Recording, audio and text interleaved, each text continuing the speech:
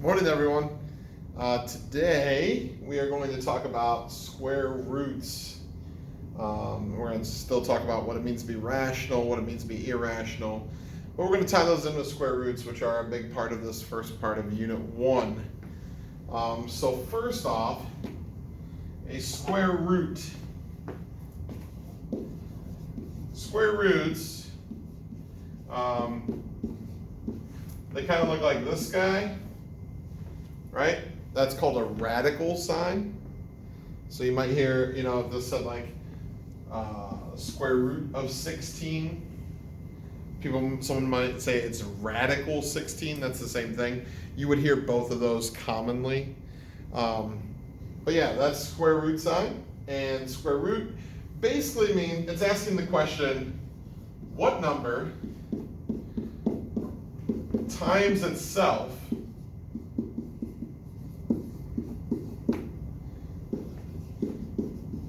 gives you the number in the radical.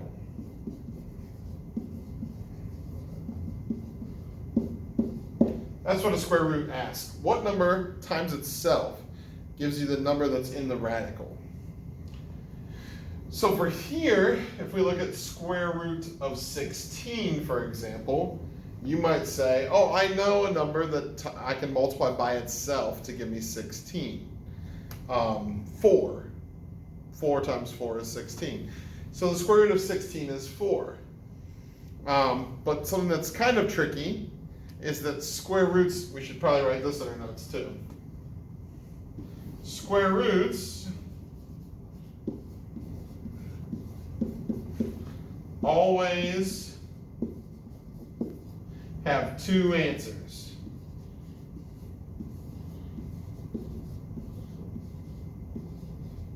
All right, because there's another number that you can multiply by itself to get you 16, and that would be negative 4. Right? Negative 4 times negative 4 is 16, and 4 times 4 is also 16. So when we're actually solving for a square root, like if they wanted me to write the answer up here, I would write 4 and negative 4.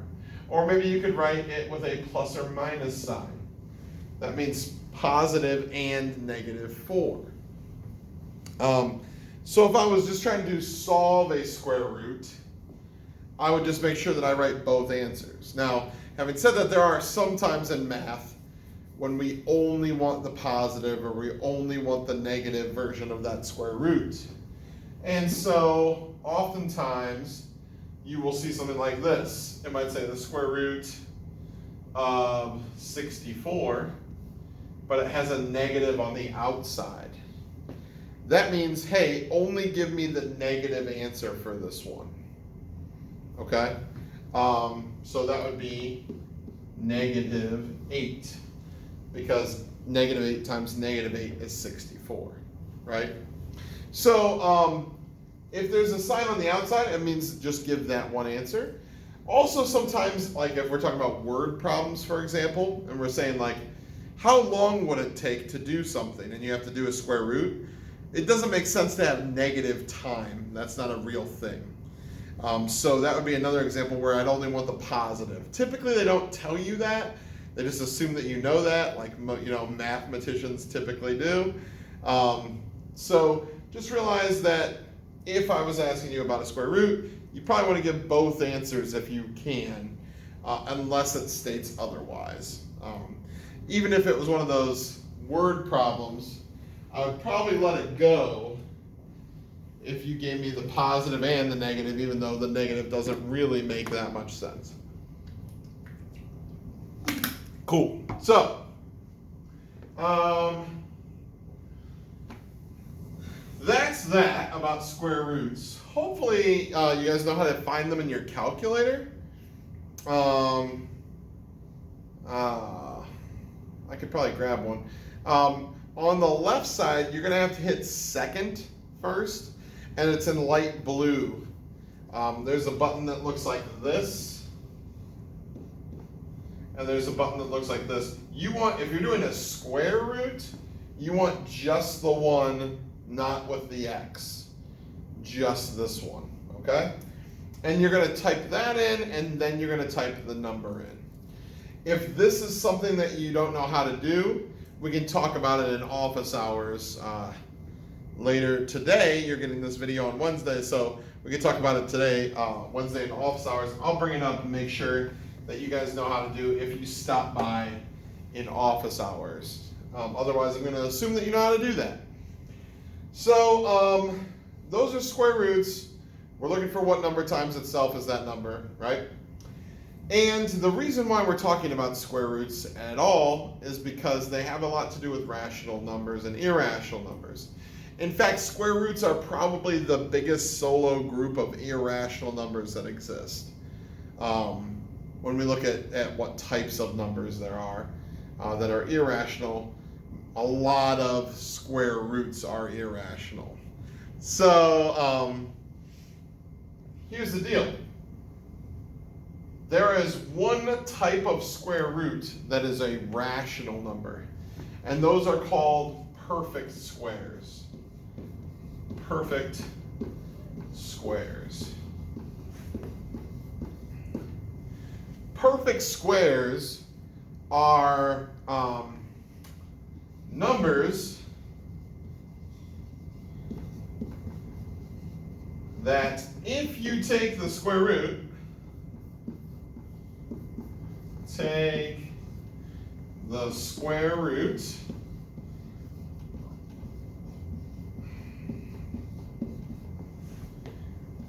you get an integer. And we just talked about what integers are. But the most important part is that integers are not fractions or decimals. You see, most things that are square roots, when you take the square root in your calculator, you're going to get this decimal that's irrational. However, there are some things, these perfect squares, that are going to be integers when you take the square root of them. So I think it's a really good thing to know your perfect squares, but if you're thinking like, hey, I wonder what kinds of numbers those look like, you know a lot of them, right? Think of if you multiply numbers by themselves. So 1 times 1, 1 is a perfect square, because 1 times 1 is 1. 4 is a perfect square. 2 times 2, right? 9 is a perfect square. 3 times 3 is 9. And we could keep going with all these easy perfect squares that you're probably going to see a whole lot of in your life, because they are special numbers, right? 6 times 6, 36. 7 times 7, 49. 8 times 8, 64, 81. And we could keep going, right? 100. 121 is 11. 144, 169, 196, 225, right? These perfect squares. Now, here's the beauty. If you don't know if something's a perfect square or not, that's okay.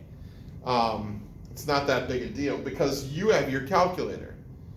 You can use your calculator as a resource, and you're just going to put that square root. So if I said, what's the square root of 36? You could just say, square root of 36, put it in your calculator, and it's going to pop out to you that it's 6. Ooh, that's actually really important. I didn't think about that before I did this. But if you use your calculator, it only gives you the positive version of a square root. It does not give you both. So that's something you're going to have to know. Your calculator is not going to do that for you. So those are perfect squares. So if a number is a perfect square, it's a rational number. We could definitely write 9 as a fraction, right? Or the square root of 9 we could write as a fraction. It's 3. So what you're going to see is when we're trying to decide if things are rational or irrational, they're going to throw things at you like square root of 40, square root of 200, square root of,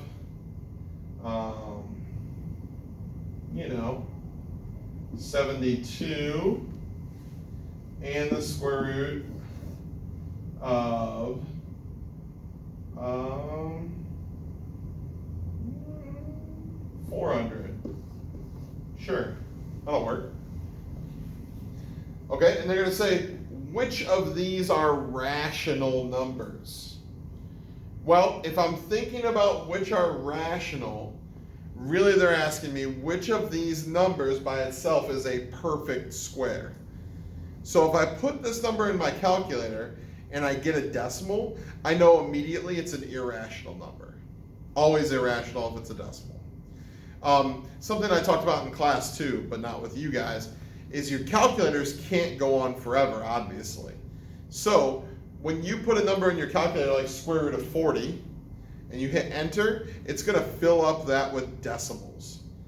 But it doesn't go on forever. You need to be smart and say, well, if I notice that it goes on and fills up this calculator screen, I don't see a pattern, that means it's irrational. It just rounds it after so many place values. I think 8 or so, depending on your calculator.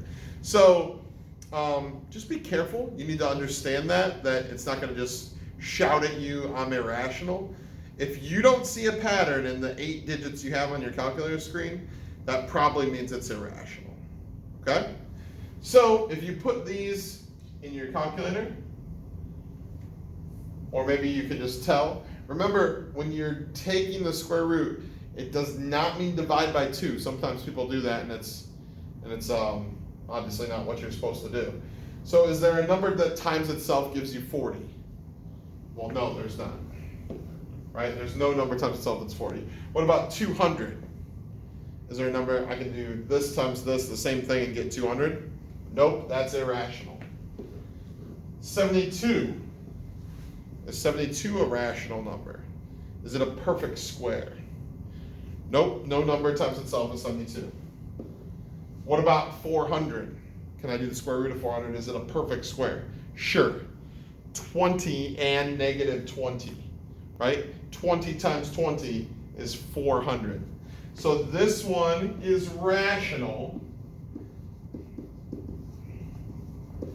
The others are irrational. All right? And then when it asks you to say things like, in your workbook today, it's going to say something like, explain if it's rational or irrational and why, right? Really easy with these.